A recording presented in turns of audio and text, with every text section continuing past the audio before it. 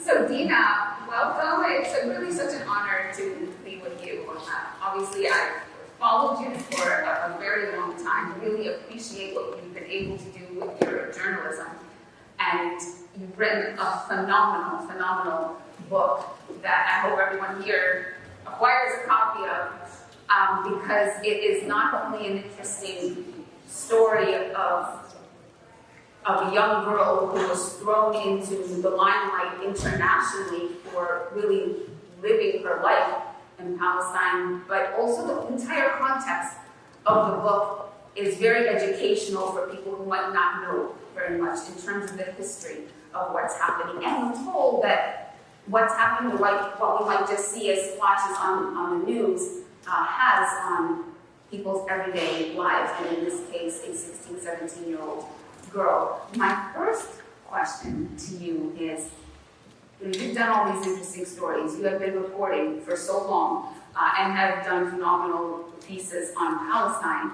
We were actually, Dina and I were together, not purposely, but we found ourselves together the day that Arraf Tamimi had been released from prison. And I guess briefly, maybe I should say, for those of you who don't know or haven't read the book or haven't seen her story, was a 16-year-old girl from the Palestinian village of Nabi Saleh, was arrested at the age of 16 for slapping an Israeli soldier who had just shot her cousin and was on her land, on her property, and arrested and imprisoned in the Israeli military court system.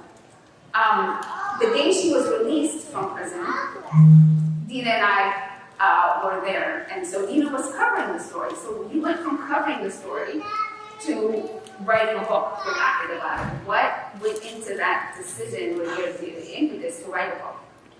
Thank you for the introduction. Thank you guys so much for being here. There's so many exciting panels all at once, and it's such an honor and privilege to be talking about this book in front of you all. You're right. So it really just boiled down to fate, how this all came about. I was in Palestine that summer, the summer of 2018, just on vacation, like taking a, break from a lot of reporting the year prior. Most of my family lives in the occupied West Bank in Ramallah and Al-Bira.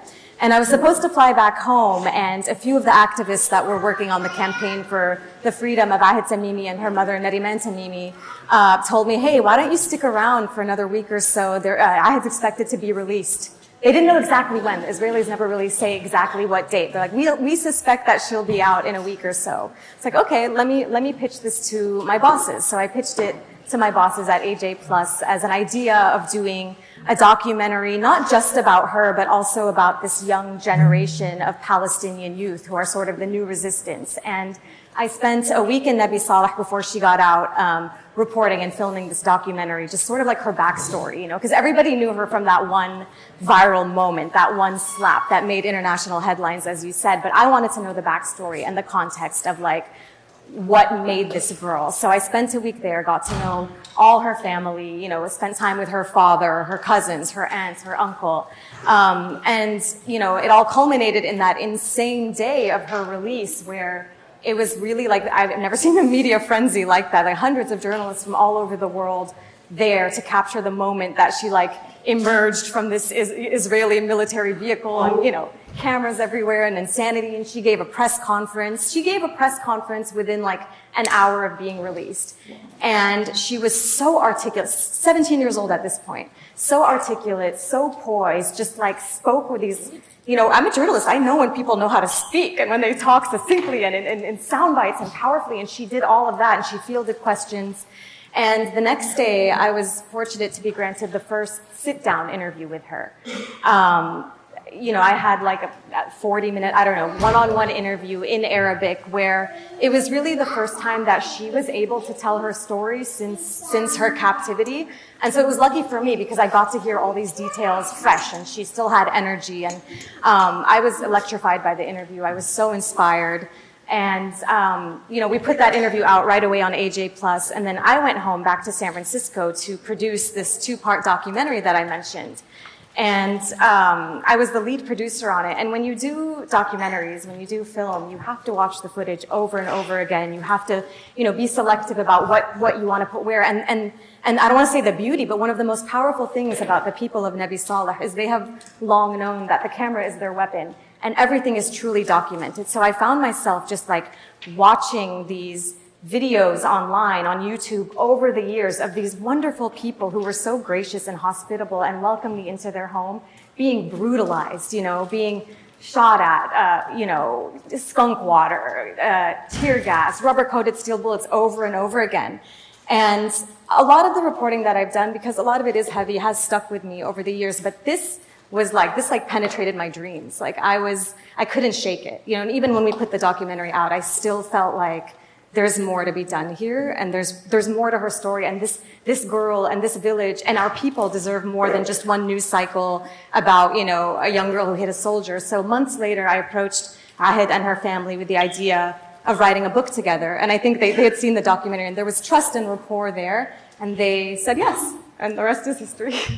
Oh, that's great, and it strikes me, when Dina says that Ahid was so articulate just moments after being released from prison, because I spent a lot of time in the West Bank and attended a lot of the protests in the village, and I would see Ahid as a young girl, and she was struck me kind of like a average teenage girl. I more spoke to and collaborated with her parents in organizing the resistance in the village. But the day she got out of prison, it was a sea change. She seemed to have aged like years in terms of not physically, but kind of emotionally, and in terms of how mature she had become. And a lot of it kind of comes out in the book, in that process. I think you did an amazing job in bringing that out. In reading this book, I kind of wanted to take notes on like every page, but there was a few things that she said that I found like really inspiring, and I'm wondering how she said it at the time, and if you felt that this was a core belief or something that you feel she had to say. Like, for example, one of the things she said is they need to know, the Israelis, they need to know that we're in the streets, the schools, the universities, the criminal courts, and the press fighting for justice. We need to send them a message that wherever they go, they'll find us doing something to reject their presence on our land.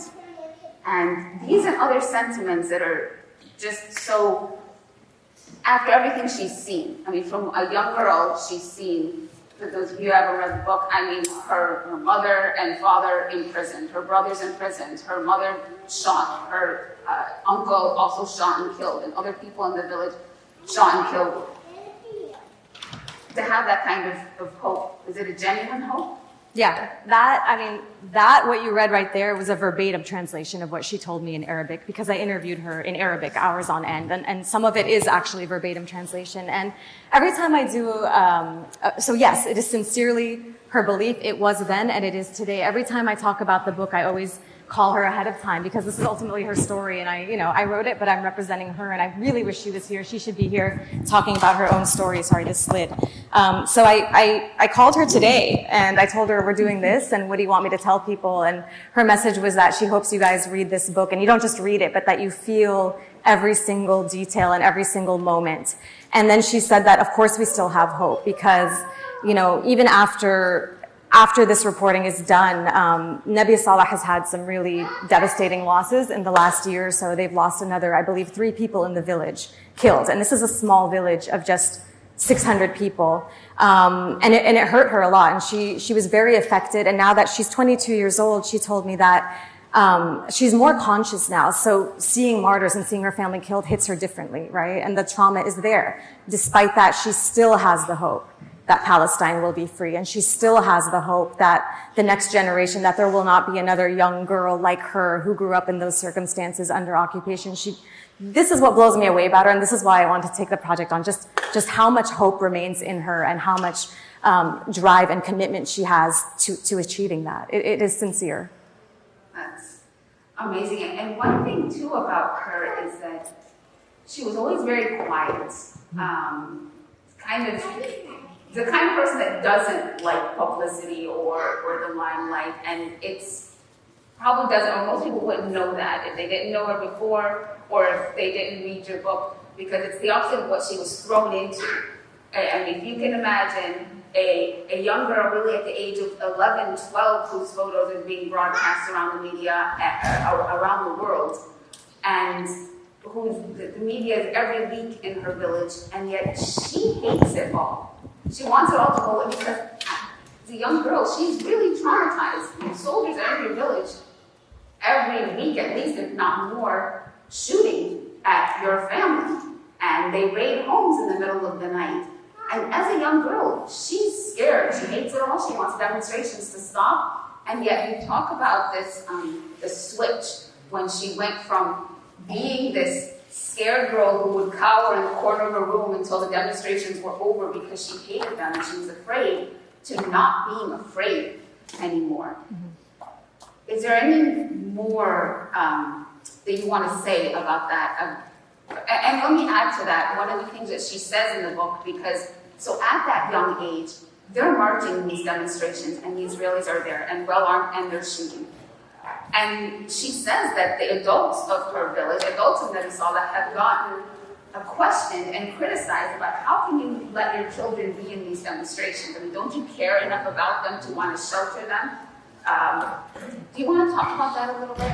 Yeah, so I'm really glad you brought this point up, because I think we tend to romanticize the children of Palestine as being these like super courageous, a different brand of courage, and they're fearless, and the little boys are actually men, and that's true to a certain extent. They are very brave and they're courageous, but they're also children at the end of the day, and they have fears and they have trauma. So I was really happy that she opened up to me about how terrified she was at the beginning of this. It is perfectly natural for a child when there's blasts going on outside and when your family's being brutalized to be scared. So yeah, at the beginning of the marches, she would beg her parents, don't go out, please. She would hide, like with her grandmother, she would hide, she would find, the room in the house with the least amount of windows and hide in the furthest corner.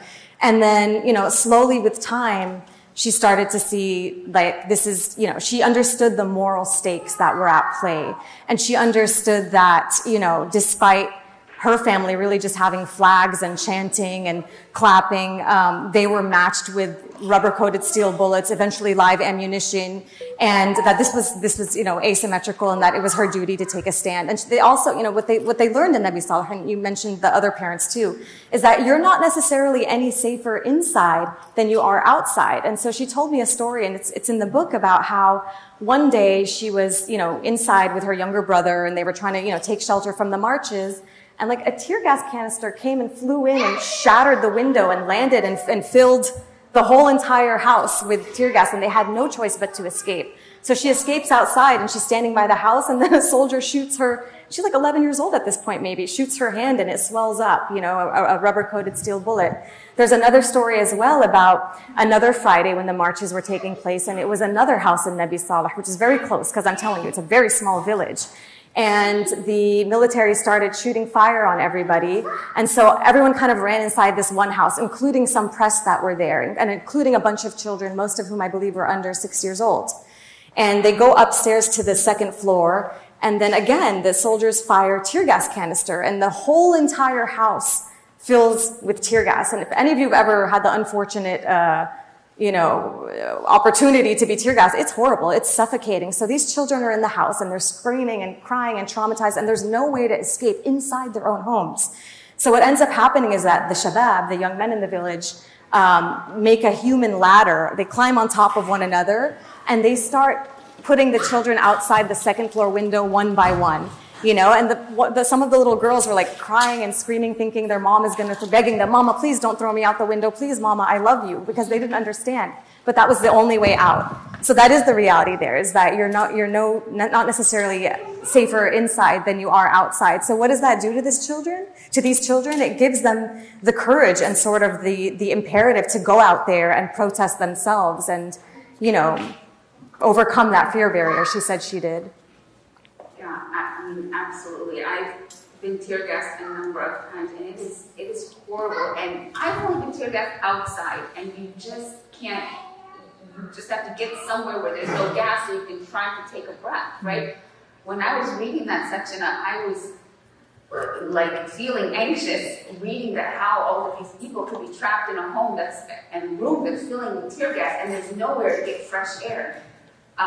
It is horrible, and in that case, you really are safer outside. You really are safer being in a march where at least you can see it. You can see the weapons coming at you, and not feeling this false sense of security being in a home. But you mentioned too the impact on the kids, and it's something I think we don't talk about enough. There's the physical, obviously, impact, and then countless number of children that have been maimed in these protests, because we tend to maybe mark the deaths, and unfortunately when it's Palestinians, they tend to be nameless, but then even more nameless are the ones that are living with disabilities.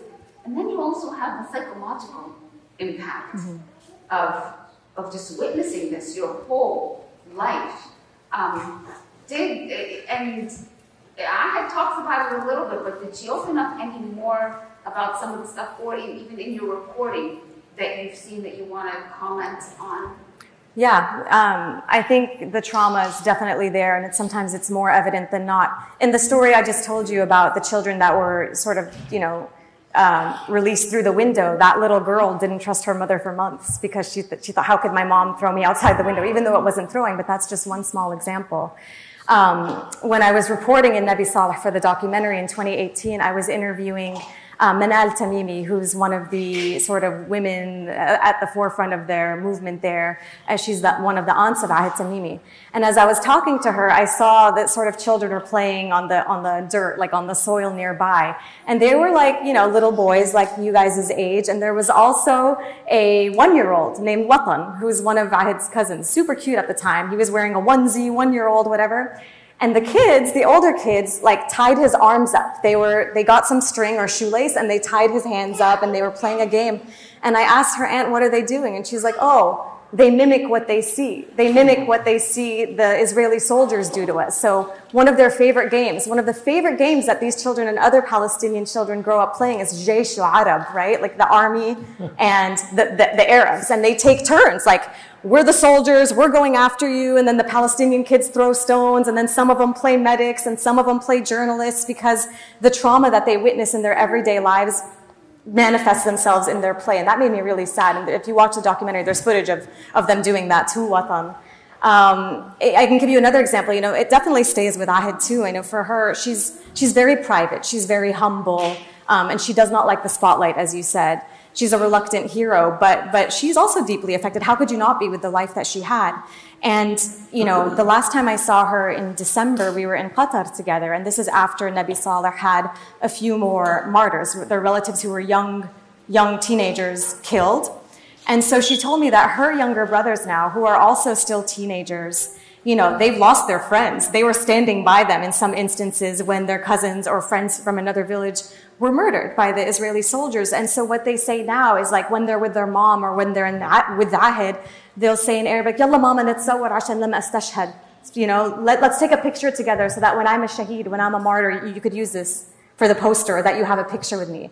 And it killed me. It killed me that this is what they see as their destiny. This is what they see as, like, we say in the book, getting arrested was a matter of when, not if. Like, this is another instance of that. And so there's so much trauma. And, as I said earlier, there is a lot of courage with Palestinian children, but at the end of the day, they're just children. And I really wanted to get that across. When the publishers asked me, like before the book came out, we sort of had a call about like PR and talking points and whatever. And they asked me, like, why did you do this?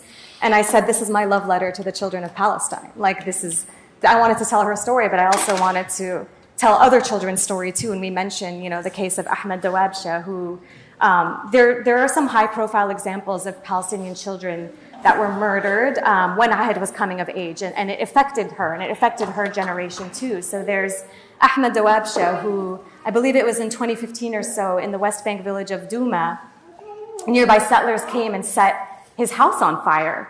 And in the middle of the night, while the family was sleeping, he lost his mother, he lost his father, and he lost his 18-month-old brother. And he was burned, I think third degree burns. He was the only surviving member of that family, And then there was Muhammad Abu Khdair in Jerusalem, who was abducted by Israelis, taken to a forest, beaten alive, forced to drink gasoline, and his body was barely recognizable. So this is what Ahid and her generation grew up seeing and feeling like that could be me. And so I really wanted to elevate those stories and give a glimpse of what childhood under this brutal military occupation is like.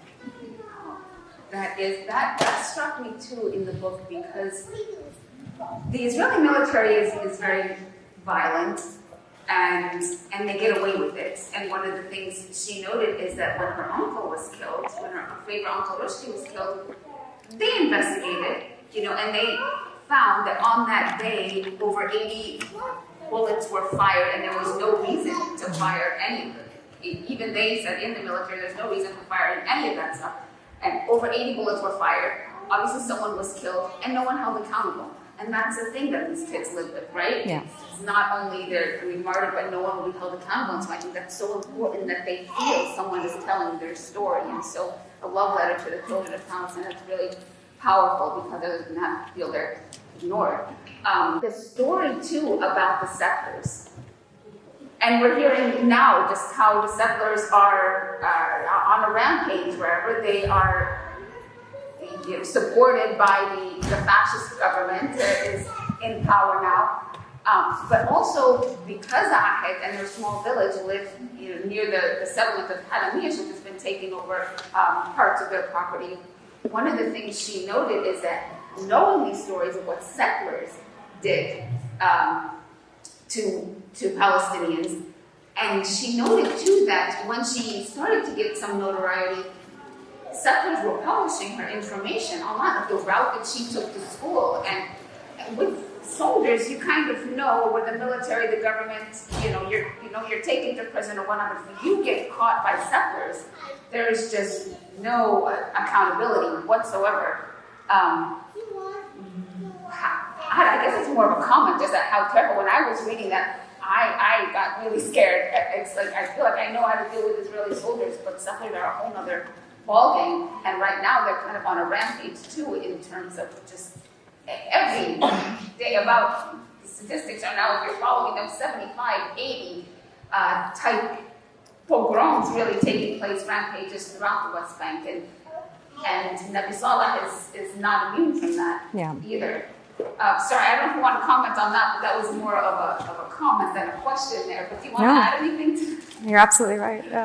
I think the last question that I will ask, and then I'll open it up because we don't have too much time, but it is one of the things Ahid notes in her book is that she feels that she was thrown into this position where she gained international notoriety and she had to use that to advocate for Palestine. So it was on a little bit an immense responsibility now. Like, you've got some international attention. None of the other kids that are imprisoned get that attention. What is that responsibility to advocate for Palestine? And she said one of the things that she wanted to do was study the law so she could use the law to advocate and fight for Palestine. And I also, as a lawyer, get asked this a lot in terms of how we can hold Israel accountable for war crimes and whatnot. You said you talked to Ahid recently. Where is she on that in terms of her law studies and how she feels now about her role and the law and how effective that is in advocating for Palestine? Well, I think one of the impressive things about her is that she never had any sort of romanticized illusions that international law or these international organizations or the UN was ever going to save the Palestinian people. And she's known that ever since she was a teenager. The prison section in the book details how she and the other female detainees were educated by their fellow prisoner Khalida Jarrar. And Khalida Jarrar taught them international law and international humanitarian law. And for her, it was a very empowering experience because she was able to articulate in the language of international law every single violation that basically took place in her life, from the moment she was born to when they arrested her to when they interrogated her without a parent in the room, without a female in the room, which was her right, without a lawyer in the room, which was her right. And it was a very eye-opening and empowering experience. And she told the other girls in her jail cell, like, I'm not living a life. I'm just living one giant, violation. But at the same time, she understands that, like, these are institutions that were basically designed to serve the powerful, and they're not going to save us. So where she is now, she's taking a break from her studies. She did enroll in Birzeit University after she got out. She finished Tawjihi in prison her senior year, which is like, such a big deal. She was able to finish that year in prison, took a bit of a break because, I think she needed to regroup, and she was also kind of on a media blitz. And I think she's figuring it out. I don't know if she's committed to the path of law, but she's definitely still committed to doing some sort of advocacy and being in some sort of position to keep fighting for her people some way or another. Yeah, but she has healthy skepticism, for sure. That's great. No, she is phenomenal, as is her whole family, as is this book, and I thank you really for writing it. And I encourage you all to buy a copy and get it signed. Are you signing books? Yeah, I'll sign whoever's book. Okay, well, you buy it, I'll sign it. I need mine autographed too. Let me open it up. We have, I don't know, about 15 minutes, maybe a little less for questions. Yes. I was wondering if you ran into any issues of censorship. My name is Leslie, by the way. I'm from Texas, and I grew up in the public school system my whole life. And a lot of times, especially in history, ask the teacher, oh, can I present on Palestine? She's like, pick any country. And she'll be like, oh, I don't think this is a topic. It's we'll make people uncomfortable. So it's how do you run into issues of censorship? And whether that be libraries or bookstores, or them being oh, no one don't want to carry this book, or things of that matter. I'm not aware of any. I could ask my publisher if they've been, if they would know that a little bit better, but thankfully, no. But I could imagine how in some spaces and some schools and stuff that would be an issue. But luckily, no. And here I actually just, speaking of censorship, I just want to take this opportunity to really shout out and thank my publisher, One World, which is part of Penguin Random House. My publisher and editor is a black man named Chris Jackson, and he took this book on after going to Palestine himself for one of the literature festivals there. And he's published Ibram Kendi, Ta-Nehisi Coates, Trevor Noah, a lot of prominent writers of color. And he said, I want to publish a book on Palestine. And he said this is the book that he wanted to do. And I'm just really grateful to have worked with a team that was so open and embracing and didn't censor us at all whatsoever. We didn't sugarcoat anything, and we told it like it was. And for two Palestinian women to get a book deal from a major American publisher made me so happy. And they even, we picked the illustrator, who's also a Palestinian American girl named Neda Ismail. So this is a fully Palestinian female powered book from start to finish. Yeah. Thank you. When you were there, you kind of put a chart with Hasora response approaches. Did they change to her case? Or how could you get? Did you notice any patterns or change in response? The question is, did I notice any changes? Yeah, the question is, did I notice any changes in sort of how the Israeli press covered her story? They had started covering it in December, and I came in late July, August. So I think that media cycle had sort of hushed down. I wasn't as attentive to how they covered it. I will say though that in her press conference, she said she would take questions from everybody except for the Israeli press for how they demonized her family and her story. And she outwardly boycotted them in her press conference and for every interview she gave thereafter. But yeah, I would have to look into that a little bit more.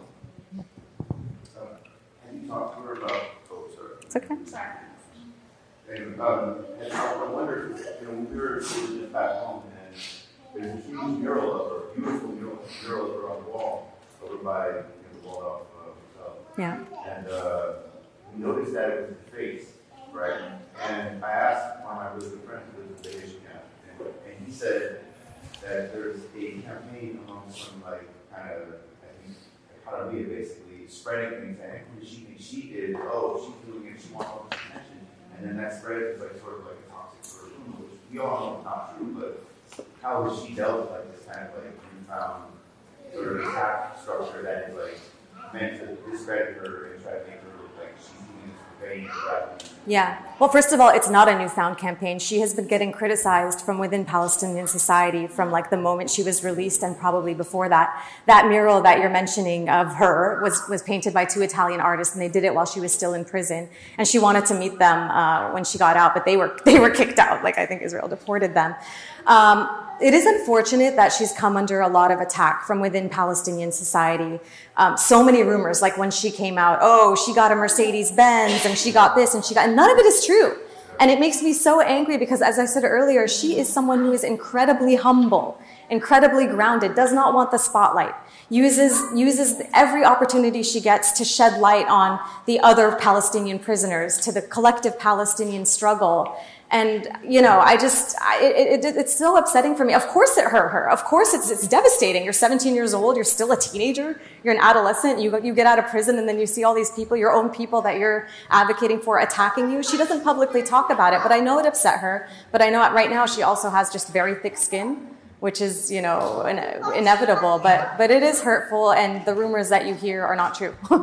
Yeah. Yeah.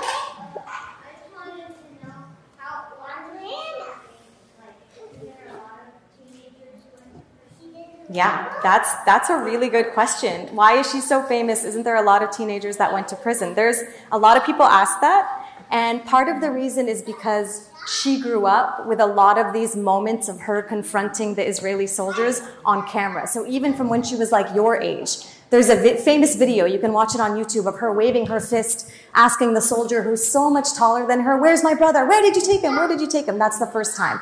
And there were other times like that. And then one thing she will own and say is, yeah, I'm blonde. And I have colored eyes, and there is white privilege out there. And, you know, her whole life she says, I always asked, like, why do I look so different from the rest of my family? And I never understood why. But if it's like this mask that allows Americans and Europeans and white people to see their children in me and therefore sympathize and feel for the Palestinian children, then so be it.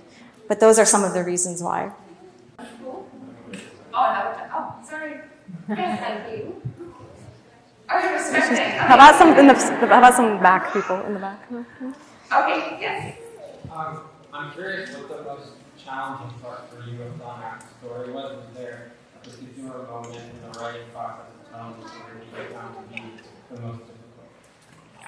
I think, like, first of all, writing a book was so daunting. Like, we signed the book deal, and then I was like, what did I do? I've never written a book before. How do I? But I overcame that mental hurdle by sort of just trying to take it on in smaller parts and think of each thing as like a little contained chapter or story. I think for me, I wanted to achieve like a few things with this book. Number one, and the family was very clear on this. They're like, this is not just Ahit's story. This is the story of all of Palestine.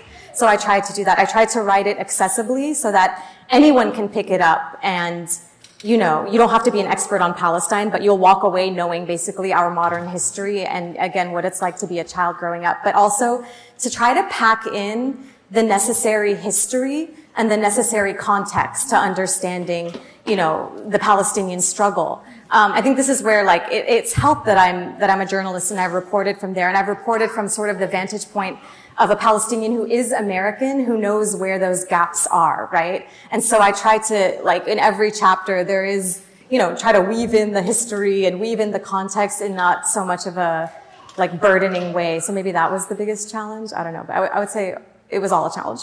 The best parts were interviewing her and hearing her story. And, you know, I'm so grateful that she trusted me so much because she does not like journalists. It's true. She likes to keep to herself, and she, again, I can't drive this home enough. She doesn't like the spotlight or attention, but with me, we forged a bond, and she was vulnerable and she was very open, and I asked her everything under the sun, and she was just like an open book, and I really appreciated that. So that was definitely the most exciting and best part of the process. Yeah. Yes.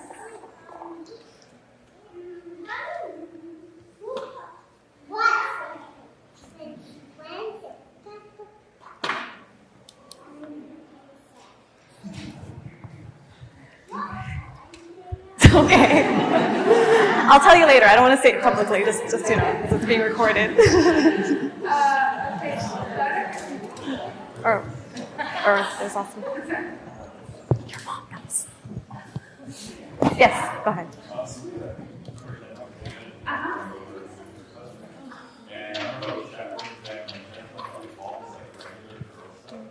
And later I figured out Yeah. so where's the things that I can do, like say sing for the musician on the way? She like doesn't sing talk to Tom. This is like a lot of people like her like stage. Yeah, she was, she's just a girl and she's just a young woman at the end of the day. She loves makeup. She loves her hair. She likes fashion. She watches like Netflix. She likes horror movies. She's into music. Soccer, as we say, is one of her passions. She also, like, the landscape of Nabi Saleh is very beautiful. There's like woods and there's a lot of nature. So she likes to just go to the top of the hill or between the trees and like retreat and reflect and have her alone time. She goes out with her friends and her cousins to Ramallah. They do everything that one would expect kids in their early 20s or late teens to do to balance it out. Any other? He has had his hand up for a while. Oh, sorry. Right over there. Yes. Oh, sorry. Last night, Susie Abouhallah talked about hating racism, hating occupation, hating Zionism, but not hating individuals or people. And Dana in her closing poetry said she doesn't intend. And I'm wondering if in working with Hay, did she struggle with that kind of anger and hatred and animosity, which would be certainly natural and respected? Was she able to do was that a process? Yeah. So the question is, I had struggled with hatred, and Ahad has a very clear understanding that they're fighting Zionism, and Zionism is not the same thing as being Jewish. Right? So anti-Zionism is not the same thing as anti-Semitism. And from a young age, there were a lot of international solidarity activists that came and joined her village's marches. And there were also people from within, Israeli activists from within Israeli society that would come spend the night in her family's home, like put their bodies on the line along with the people of Nabi Saleh. And that was a very eye-opening moment for her as a young Palestinian child, because when you grow up in the occupied West Bank, you don't have any civil interaction with Israelis. The only Israelis you see are the armed soldiers and like maybe the settlers, all of whom are threatening you pretty much all the time. But she's very clear, and that was eye-opening for her, because she saw that there's people on that side who believe in justice and who believe in human rights for us, and that we can work with them, and that gave her hope for the future. I haven't seen her or heard her. She hasn't given me any indication that there's hate in her heart. If anything, and this is also written in the book, she says, don't look at me and don't look at our people as victims. The victim is the brainwashed 18-year-old Israeli soldier who's like arming himself and serving in this immoral army and doesn't know any better. And she hopes that they can have a reckoning with their own conscience and be on the right side of history. I think so. I think they're very loving people. They have big hearts, and I think I think there's rightful and righteous anger too when almost everybody there has been arrested and you've seen your relatives killed before your eyes. How could that not affect you? But, I think their hearts are in the right place. Hi. Yeah, I think we have a question. I think we actually have more time right now. Okay. Yes. So obviously the story about Ahmed and one is great, but how did you kind of take your emotional situation to Palestine and what were you able to fight in, or what did you have to leave out in terms of your ties? Yeah, so the question was about me being Palestinian and my ties to Palestine and what I put in the book and what I left out. I think so much of this book was written the way it was because I can empathize and because I understand this struggle on a very intimate level. So that, I don't know, I always say maybe my blessing or curse as a journalist and as a person is that I'm a very feeling person. So when I'm reporting or when I'm out there in life, I feel everything so heavily, and I tried to channel that into these pages as well so that the readers could feel. And I think that's very much informed by the fact that this is a lived experience that I know to some extent, but that my family definitely knows as well. There's a chapter called Forbidden Lands and we called it Forbidden Lands because she talks about going to Akka once in her life. Akka is a village in 48. And I can't go because, well, maybe now I can, now that there's a visa waiver and supposedly I can fly into I have a West Bank Hawiyya, I have a West Bank ID, which means I can't go to Jerusalem legally. I can't, well, as a as of a few months ago, can't go to 48, can't fly into Tel Aviv. And so we wrote about this because it was one of the highlights of her life that she got to go to this like coastal city of Akka and, swim in the sea for the first time. Imagine she can see the sea from her house, but then you're not allowed to go, right? So in writing this chapter, like I've never been, and I had to watch so many videos to try to understand what Akka is and do so much research and read about it. And that was one of the challenges, right? Because of the restrictions that I face as a Palestinian American too. So that sense of like deprivation and that pained relationship to your homeland is something I know very well that I tried to put in and feel. I will say too, and I've said this recently, I narrated the audiobook for this. And the audiobook we probably recorded many months after the final manuscript was done. And that was like a year after I did like the first draft of the manuscript. So all the writing was pretty much done at that point. But as I was reading the audiobook, at this point, it was a little over a year ago, I had just come back from a reporting trip to Palestine. It was months after Shireen Abu Akleh was killed, who was my friend and colleague. And I had a pretty, I reported from Al Khalil, which is my homeland where my father's from, a very personal story that also left me with a bit of PTSD. And it was a hard trip. And then there's all of this, right? This was not an easy book to write because it's very heavy. But I think I just buried it and I was just like, just go, just write, like write. And it was like the height of the pandemic and I just had to finish. But when I sat down to read the audiobook, and you're reading for hours on end, I mean, there were moments where I had to stop because I was crying, because I'm like, wow, this is sad. Like, this is really heavy stuff, and this is her lived experience. So it takes an emotional toll. Yeah.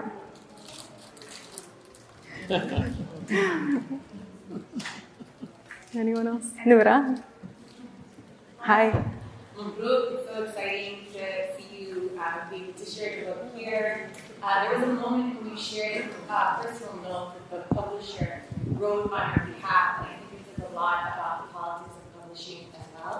And so are there any other insights that you can tell us about his own states and the taking on of Zionism and what that looks like on his side navigating the distribution of this book? From my publisher's end? Right. I mean, like that letter that you shared, that he shared.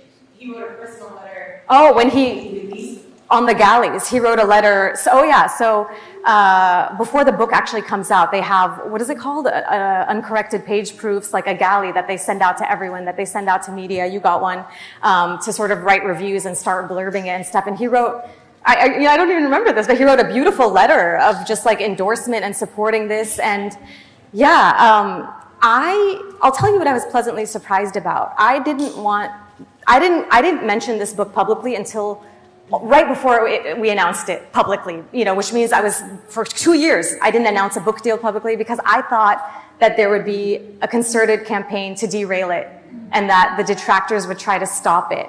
And I even warned my publisher and the press team and the marketing team, just be careful, guys. It's going to be really bad. It's going to be really bad once it's announced. Like, we're going to get trashed. And alhamdulillah, it didn't happen. Don't know why. Don't want to jinx it, but it was very heartening to see that, and that it got like a star from Kirkus Review, which is a very tough, how would you describe them? Like, they review books and they're not necessarily easy, but they also wrote like a glowing review and they gave it a star. So I don't know, like, I'm really happy about that, but I don't know. We did encounter hurdles when trying to get it covered by American outlets. That's true. Nobody wanted to touch it. Not many people did, because at the end of the day, it's still a story about Palestine, and it's still like, although I will shout out my friend Nadim Muaddi here from CNN, who's a senior editor, managing editor there, who did a long interview with me and Ahmed, and it was published on CNN. We need more Palestinians in newsrooms. Thank you. And to the parents, this is why you let your children go into journalism, because it makes a difference. We have people behind the scenes. We have people in newsrooms that you don't necessarily see on camera, like front and center, doing very important stuff. Leila Larian's another one here, EP of Fault Lines at Al Jazeera English, award-winning journalist, right there. So, yeah. But a lot of people didn't want to write about it or cover it or anything. Like, we tried NPR, we tried all these things. I don't know.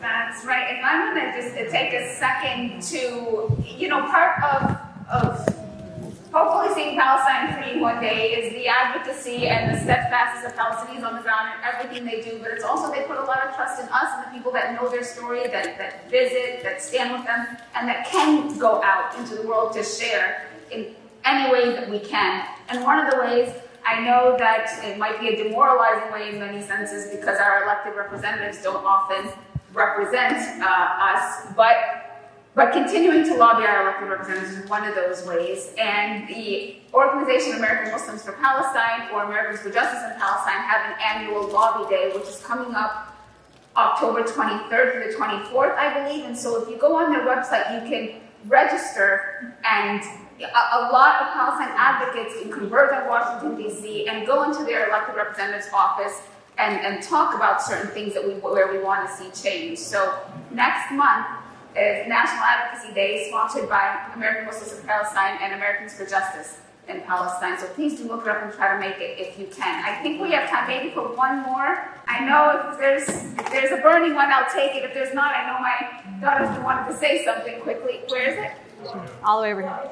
Oh, sorry. No, go ahead. Go ahead. I'd rather prioritize. No, go ahead. I want to ask, you mentioned sort of in passing that you empower women and PTSD. And I wonder if I work in disability justice networks, and we often don't relate like the disability piece, the disability piece of occupational colonization.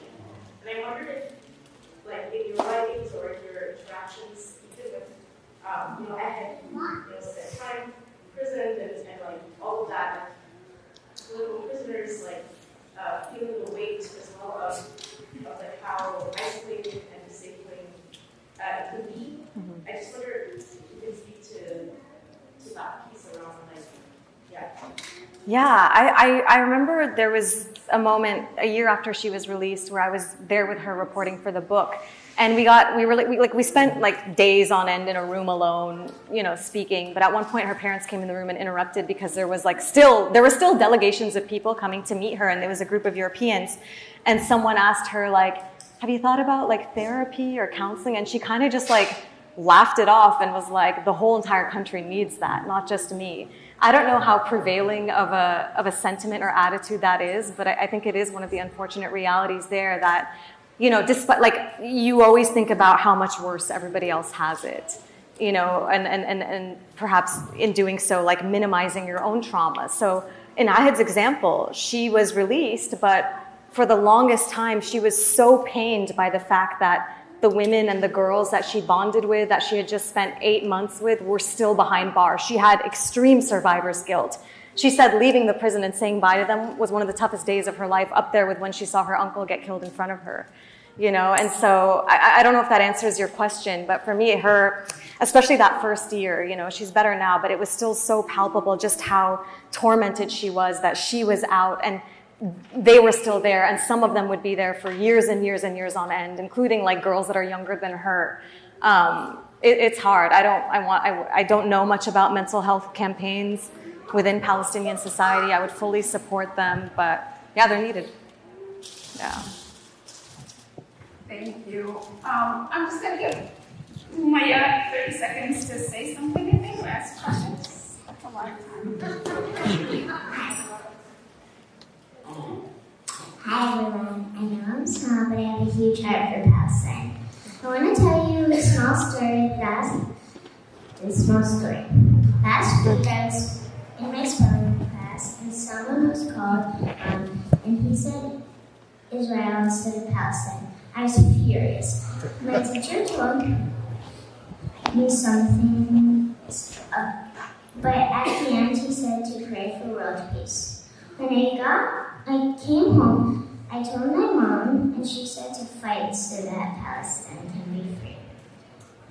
It's not enough to just pray. We have to work for peace and justice.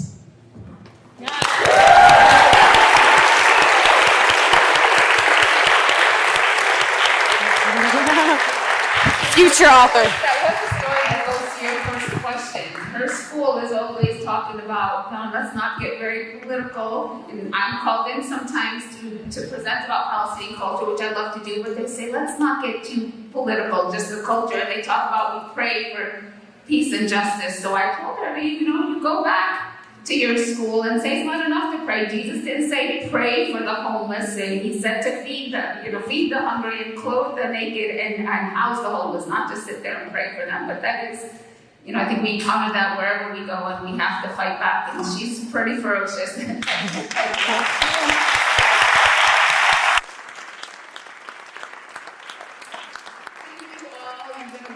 Thank you so much, even for all your work and for producing this book, this love letter to Palestine, for the children of Palestine.